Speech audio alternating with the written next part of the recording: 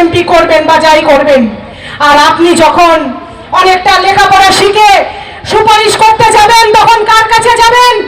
সেই অশিক্ষিত নেতাটার কাছে যাকে আপনি ভোট দিয়ে এমএলএ এমপি বানিয়েছেন, সে কিনা ইংরেজি উল্টো পেপার পড়ে, তার কাছে যাবেন। আর মাটি থেকে এত জোরে হুঙ্কার দিতে চায় যে দিল্লির আসনে বসে থাকা ওই কেন্দ্রীয় সরকারের গদিটা যেন টলে যায়। তারা যারা বুঝতে পারে যে এই বাংলা গণতন্ত্রের বাংলা, এই দেশ গণতন্ত্রের দেশ, এই দেশের সংবিধানকে যারা যারা অমান্য করার চেষ্টা করেছে তারা ধ্বংসের লড়াইতে মুসলমান থাকবে, মুসলমানের লড়াইতে হিন্দু থাকবে। এটাই আমাদের সম্প্রীতি।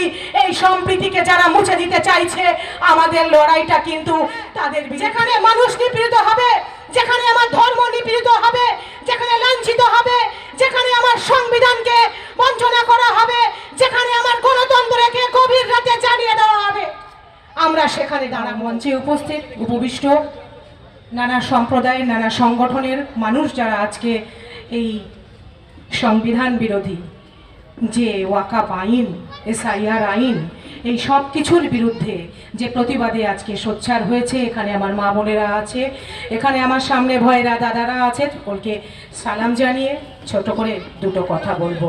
আজকে যে মঞ্চে আমি উপবিষ্ট হয়েছি সেই মঞ্চের ব্যানারটা কি আছে? সংবিধান বিরোধী ওয়াকাফ আইন। এই মঞ্চের ব্যানারে নানা সামাজিক সংগঠন তারা একত্রিত হয়েছে কিসের বিরুদ্ধে?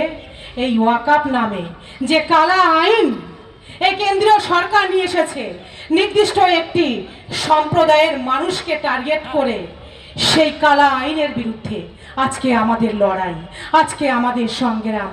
তো আমি এইখান থেকে, এই মঞ্চ থেকে দাঁড়িয়ে এটা বলে দিতে চাই যে আজকে যে পিছিয়ে পড়া সম্প্রদায়, শুধু মুসলিম নয়, পিছিয়ে পড়া আদিবাসী, দলিত সকল সম্প্রদায়ের মানুষকে একপেশে করে দেওয়ার জন্যে যে কেন্দ্রীয় সরকার যে ভয়ঙ্কর ষড়যন্ত্র করেছে, আজকে আমরা এই ধর্মতলার মাটি থেকে এত জোরে হুঙ্কার দিতে চাই যে দিল্লির আসনে বসে থাকা ওই কেন্দ্রীয় সরকারের গদিটা যেন টলে যায়। তারা যারা বুঝতে পারে যে এই বাংলা গণতন্ত্রের বাংলা, এই দেশ গণতন্ত্রের দেশ, এই দেশের সংবিধানকে যারা যারা অমান্য করার চেষ্টা করেছে তারা ধ্বংস হয়ে গেছে। আগামী দিনে এই দেশের সংবিধানকে যারা মান্যতা দেবে না, আমরা রুখে দাঁড়াবো। আমাদের লড়াইটা হবে এক হাতে সংবিধানকে নিয়ে। আগামী দিনে গণতন্ত্র বাঁচানোর লড়াই। এই গণতন্ত্র বাঁচানোর লড়াইতে আপনারা পাশে থাকবেন। জাতি, ধর্ম, বর্ণ, রং, রাজনীতি সবকিছু ভুলে আমাদের ভারতবর্ষকে আবার সেই বাবা আম্বেদকরের যে সংবিধান, সেই সংবিধানকে হাতে নিয়ে তাদেরকে যোগ্য জবাব দিতে হবে। যারা আমাদের সংবিধানকে ক্ষুণ্ণ করতে চাইছে, যারা আমাদের অধিকারকে কেড়ে নিতে চাইছে, নির্দিষ্ট একটা সম্প্রদায়ের মানুষের নামে যে বিভেদ সৃষ্টি করতে চাইছে, হিন্দু মুসলমানের নামে যে ভারতবর্ষের বুকে যে একটা বিভেদকারী শক্তি তৈরি করতে চাইছে, আজকে আমাদের লড়াইটা কিন্তু তাদের বিরুদ্ধে। আমাদের লড়াইটা অধিকার ছিনিয়ে নেওয়ার লড়াই। মনে রাখবেন, অধিকার যখন না দেয় তখন দেয়ালে পিঠ থেকে যায়, তখন কিন্তু সময় আসে একত্রিত হয়ে, সংঘবদ্ধ হয়ে সেই অধিকারকে কেড়ে নেবার।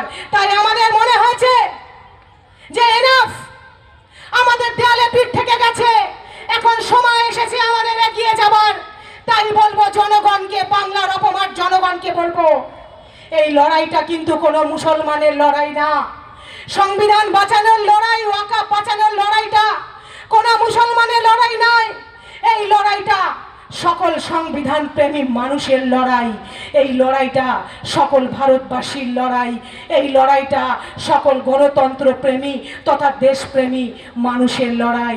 আজকে হিন্দুর লড়াইতে মুসলমান থাকবে, মুসলমানের লড়াইতে হিন্দু থাকবে। এটাই আমাদের সম্প্রীতি। এই সম্প্রীতিকে যারা মুছে দিতে চাইছে, আমাদের লড়াইটা কিন্তু তাদের বিরুদ্ধে। মনে রাখবেন, ব্রিটিশরা যখন আমাদের দেশকে শাসন করত, আগে যখন ভারতবাসীরা সংঘবদ্ধ হয়ে এই দেশের মাটিকে রক্তে রাঙিয়ে দিয়েছিল ভারতবর্ষকে শাসন করার জন্যে, তখন কিন্তু কেউ ভাবেনি যে আমি হিন্দু, আমি লড়াইটা করব না, আমি মুসলমান, আমি লড়াইটা করব না, আমি খ্রিস্টান, আমি লড়াইটা করব না। তখন আমাদের আমাদের এক এবং একমাত্র পরিচয় ছিল আমরা ভারতবাসী। আজকে সেই পরিচয় নিয়ে কিন্তু আপনারা পথে নামবেন। এই তো আমি আগামী কয়েকদিন আগে মানে 24 তারিখ সেখানে আমি হাবড়াতে আমাদের মতুয়া সম্প্রদায়ের মানুষদেরকে নিয়ে এবং দলিত মানুষ কম করে 10,000 মানুষকে নিয়ে আমি হাবড়ায় মিছিলে নেমেছিলাম। হ্যাঁ, যেখানে মানুষ নিপীড়িত হবে, যেখানে আমার ধর্ম নিপীড়িত হবে, যেখানে লাঞ্ছিত হবে, যেখানে আমার সংবিধানকে বঞ্চনা করা হবে, যেখানে আমার গণতন্ত্রকে গভীর রাতে জ্বালিয়ে দেওয়া হবে, আমরা সেখানে দাঁড়াবো। কোন পার্টি করছে, কোন ধর্ম করছে, কোন রং দিচ্ছে, এটা আমার আপনার দেখার বিষয় নয়। মনে রাখবেন, এই যে পতাকাটা আপনি পেছনে দেখতে পাচ্ছেন, এই পতাকাটা যতটা হিন্দুর, ততটা মুসলমানের, ততটা কিন্তু শিখ, জৈন, খ্রিস্টান, ইসাই, জিসাইয়ের। তাই আমি বলবো যে যারা আছেন, যারা বলেন রাজনীতি বড় নোংরা জিনিস, রাজনীতিতে যাব না, আমার এই মাইকের আওয়াজ যত দূর পর্যন্ত যাচ্ছে এবং মঞ্চে আমার কিছু মা বোন বসে আছে, আমি তাদের সবাইকে বলবো রাজনীতিটাই আসল জিনিস। আজকে যদি আপনি রাজনীতি না করেন, আজকে যদি আপনি বলেন যে রাজনীতি নোংরা জিনিস, তাহলে আপনি ভোট দিয়ে একটা অশিক্ষিত মানুষকে একটা ক্ষমতায় বসাবেন, তাকে এমএলএ করবেন, এমপি করবেন বা যাই করবেন। আর আপনি যখন অনেকটা লেখাপড়া শিখে সুপারিশ করতে যাবেন, তখন কার কাছে যাবেন? সেই অশিক্ষিত নেতাটার কাছে যাকে আপনি ভোট দিয়ে এমএলএ এমপি বানিয়েছেন, সে কিনা ইংরেজি উল্টো পেপার পড়ে, তার কাছে যাবেন।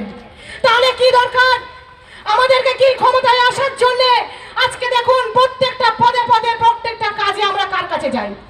রাজনৈতিক নেতাদের কাছে যাই। আজকে আপনার মা অসুস্থ, বলছে কিনা সরকারি হসপিটাল সবার জন্য। আপনি একটা বেড চান, ওখান থেকে বলে দেবে যে একটা এমএলএ একটা এমপি চিঠি নিয়ে এসো। আপনার সেই এমএলএ চিঠি লিখতে জানে না, তার পিএ চিঠি লিখে দিচ্ছে। একজনের দায়ীকে আমরা, আপনারা ভোটের জন্য ক্ষমতায় আসেননি, আপনারা এসেছিলেন। আপনারা বলেন রাজনীতি নাকি নোংরা জিনিস, তাই সেই অশিক্ষিত লোকটাকে আপনি ক্ষমতায় বসিয়েছেন। তাই আজকে যা হচ্ছে সমাজে, তার জন্য দায়ী কিন্তু যতটা তারা ততটা আমরা। কি দায়ী না আমরা? হাত তুলে বলুন আমরা দায়ী তো। তাহলে আমাদেরকে কি করতে হবে? আমাদেরকে রাজনীতিতে আসতে হবে। আপনার 5টা সন্তান হয়েছে, আপনি 5 জনকে পাঠিয়ে দিলেন এলএন করার জন্য। আপনার মাথায় আসেনি যে আমার একটা সন্তানকে আমি আইপিএস অফিসার করব, আমার একটা সন্তানকে আমি জজ সাহেব তৈরি করব, আমার একটা সন্তানকে আমি ডাক্তার তৈরি করব, আমার আর একটা সন্তানকে আমি কোথায় পাঠাবো? সংসদে পাঠাবো, যে আপনার কওমের হয়ে কথা বলবে, যে আপনার কওমের হয়ে কথা বলবে। তাই মনে রাখবেন যে আগামী দিনে এই ভারতবর্ষ আমাদের এই কওমের হাল ধরতে গেলে আমাদেরকে এগিয়ে আসতে হবে। আর একটা কথা, আন্দোলন এখানেই হবে, এই মাটিতেই হবে, ব্রিগেডও হবে। দিল্লি আমরা যাব না, আমার বাপ ঠাকুরদার কবরটা এখানেই আছে, তাই আন্দোলনটাও এখানেই হবে। ওয়াকফ সম্পদটা এখানেই আছে, তাই আন্দোলনটা এখানেই হবে। আগামী দিনে সেই আন্দোলনের জন্য জাতি, ধর্ম, রং, পার্টি সবকিছুর ঊর্ধ্বে উঠে আপনারা প্রস্তুত থাকবেন, আমরাও প্রস্তুত থাকবো। সকলে ভালো থাকবেন, সুস্থ থাকবেন। এই ওয়াকফ বিরোধী যে গণমঞ্চ, এই গণমঞ্চকে সফল করার জন্য আপনারা সকলে দলে দলে এগিয়ে আসবেন, জাতি, ধর্ম, রং সবকিছুকে ভুলে। সর্বোপরি এখানে যারা আছেন তাদের সকলকে আমি একবার সালাম, প্রণাম, নমস্কার, শুভেচ্ছা জানিয়ে আমি আমার ছোট বক্তব্য শেষ করছি।